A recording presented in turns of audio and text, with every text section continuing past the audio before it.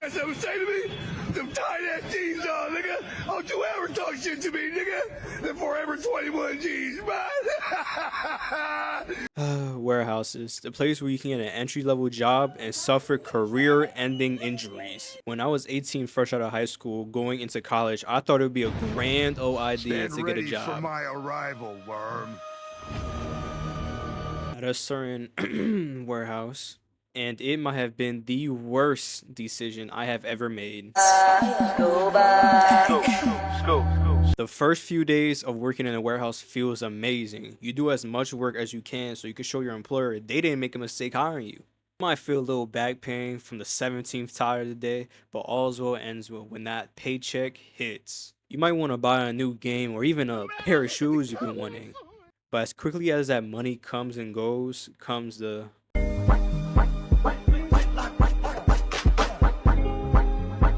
as you get up every morning, you feel more and more exhausted, even after sleeping for a full 8 hours. You start to sacrifice the hobbies you enjoy just to get some extra sleep in before work. Don't even get me started on second shift. Your whole day is basically gone.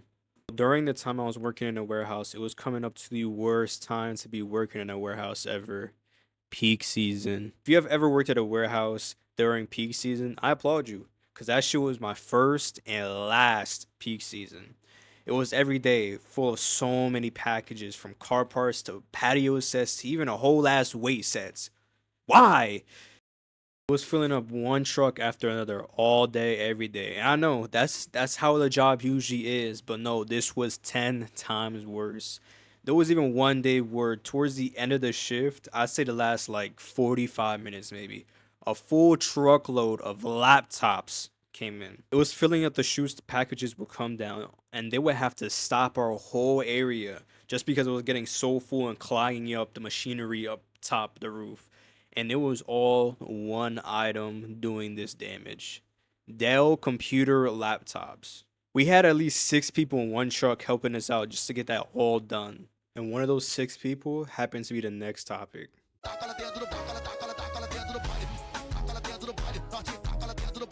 Old motherfuckers at a warehouse job are always the entertainment of the place. They've been working there for at least 20 years and are the pinnacle of yapping. They can go from telling a life lesson to talking about how they hit the casino 6 times a week and have a slight gambling addiction. It's all 50-50 really.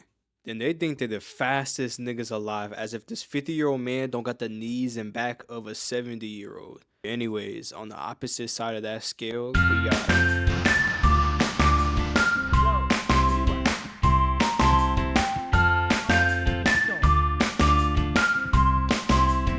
now, the managers I had were very chill people. Rightfully so. I would have dead quit if the managers I got were some straight dickheads. They were always higher energy, getting everyone ready, greeting everybody with high fives and a smile on their face. Very chill people at the end of the day, especially knowing everybody else is miserable as hell.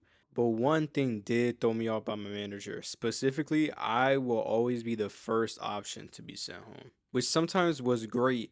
I'm in college. Homework can be a pain in the ass, but it got repetitive to the point where I was barely even getting hours anymore. That's when I knew it was fries. One